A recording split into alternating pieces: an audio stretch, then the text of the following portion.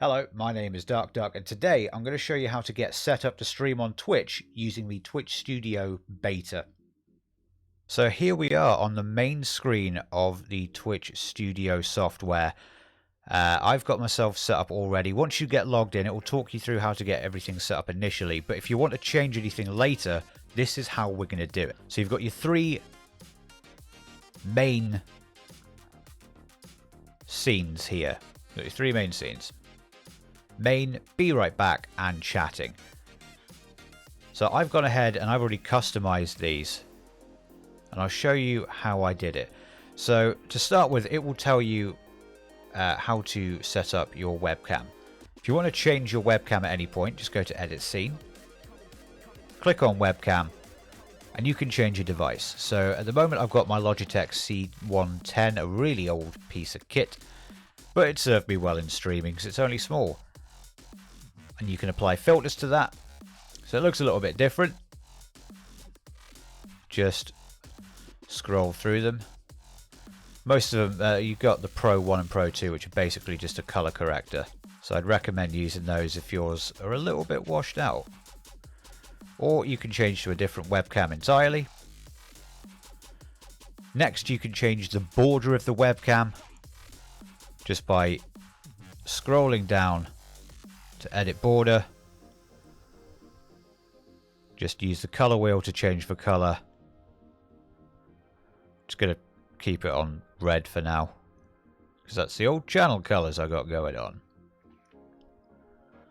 And of course, if you don't want a border, you can actually completely remove it. And instead, there is a color behind the camera, which if you make your camera slightly smaller, you can reveal that and you can have a different color entirely. But I'm not entirely sure why you do that.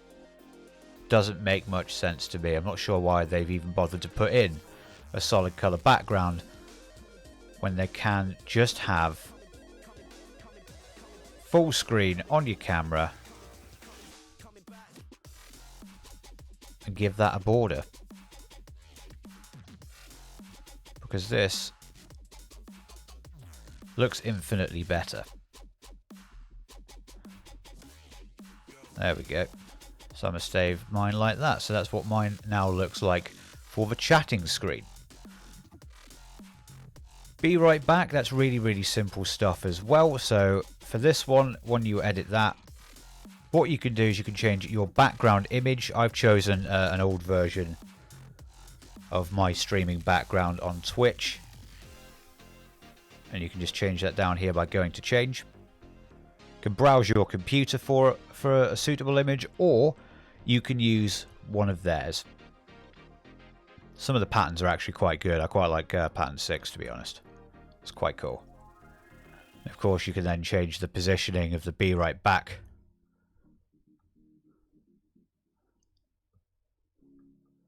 So that solid colors move down there. You can move the text with it so that it fits in there as well. Changing the color, simple as just going down to edit border on the black one there. You can make it rounder, just like on all the other ones. You can change the size if you want. Get rid of the border entirely by just changing the opacity all the way to, or maybe not. Okay, maybe that should have got all the way down. Hasn't quite worked that way though. That's interesting.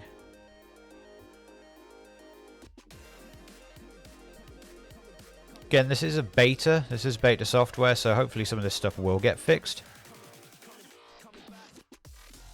But if not, might as well get used to having a border around your solid colors. Otherwise, they're going to look a bit weird.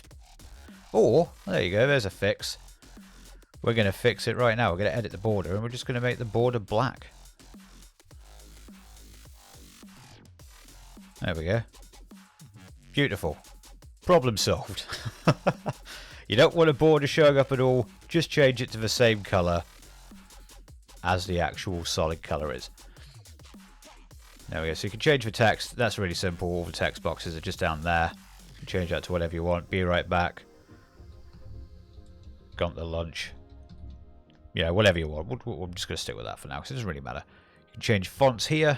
Oh, they've got Comic Sans. Lovely, lovely. Verdana. Quite a decent one. I quite like Verdana. So we'll use that. Why not? Beautiful. Beautiful stuff. Now, for our main screen. There we go. So the great thing about this is actually it's quite user-friendly in the sense that when you do actually put in your webcam, it automatically adjusts it for where it's going to be on the scene, which is pretty useful. It means you don't have to fiddle about too much. You can literally just double-click, go over here, change your device, and set it. And that job's good. Job's a good one. Put on your filter. Job's a good one. Just like it was in the chatting screen. You can refresh your device as well if it starts to act up a little bit. And of course, you can edit that border around it again. But it's a really simple setup. Really easy to use. And of course here you can also use your chroma key. So that you can key out your green screen, which is pretty useful as well. So it's all in one place. Your Twitch alerts, again, over here. You can test them out. Really easy. Good stuff. Main screen share. So main screen share will tell, basically, is what's going to be on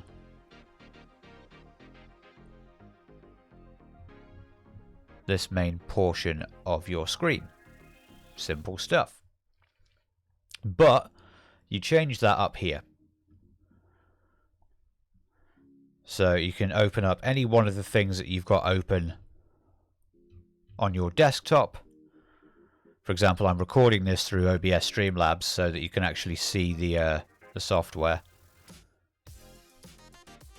But I've got Among Us open in the background, so that is being automatically captured, which is really useful, to be honest. It's quite simple. It's really easy to set up. The only issue that I have, the only complaint that I've got, is that as I have my Xbox turned on now, which is hooked up to my Elgato. Unfortunately, I can't find a way to get consoles to stream through Twitch Studio. So I'm assuming currently that it is just for PC gaming, which is a bit of a shame. Now I know that they've got the Twitch app on the Xbox console itself and the PS4 console itself, but it is a bit of a shame that you can't link up and stream your Xbox stuff through this, because that would give you some of the alerts that people on console don't get through streaming. So it's a little bit upsetting that they haven't done that. Hopefully they patch it in later. Again, this is a piece of beta software, so hopefully I'm wrong, and when they release the full thing, you can put your capture cards in as well, but at the moment that is not an option. You can choose your microphone down here. If you go to these settings here, default microphone refers to the one that you've set as your default, so you can edit that at any time. I can have my my webcam. I can have, see, that's weird. It's capturing the Elgato as a sound card, so you can capture your gameplay audio but no footage. That's a bit weird, bit of an odd one. But I've got mine set up for my my pod mic right here. You can add all the filters that you need. You can do your audio delay, your compressor, your noise gate, your noise suppressor, so that it sounds really, really good.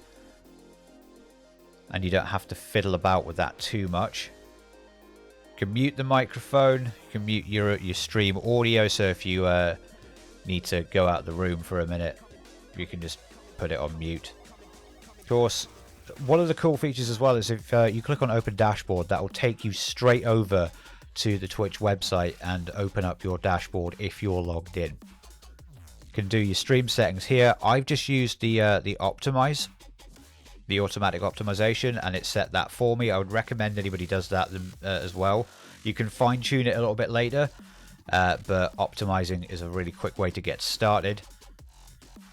You can record on this as well. You don't just stream, you can record your gameplay, so you can make footage for YouTube, which is pretty interesting. You can choose the output, MP4, FLV, and you can choose your recording path as well. Audio, you can tweak your audio settings here again. Set up all of your hotkeys. I've not bothered to set anything. And your transitions between scenes. These are pretty cool. So you can have none, so it'll just do a hard switch. Or you can just go through and find your favourite from this list. And to be quite honest, there are some really good ones on here. Like, I quite like Warp. Warp is good. Window's good. Wipe. There's some really good ones on here. Which was kind of surprising, actually. I'll be honest, it surprised me that they got these down quite well. Because that is one place that I would say that this is better than OBS and Streamlabs. I mean, yes, you can customize your own on those. But, I mean, these presets are really quite good. If you just go back to your main point, that new transition is now applied immediately, which is really good. So from here, all you've got to do is you can click on record, you can click on the stream, and you are ready to go. That is everything that you need to know about Twitch Studio and how to get it set up and how to get it tweaked and edited so that it's all ready for you to stream. I hope this was a helpful video. Please do give me a thumbs up. Consider subscribing to the channel because that really helps me out as well. Need to get to that 100 sub mark so that I can adjust my URL and actually make it the one I want it to be. I need 100 subs. Give me 100 subs. Anyway, thank you for watching. Hope this was helpful, and I will see you again in another video. See you later. Tatty bye.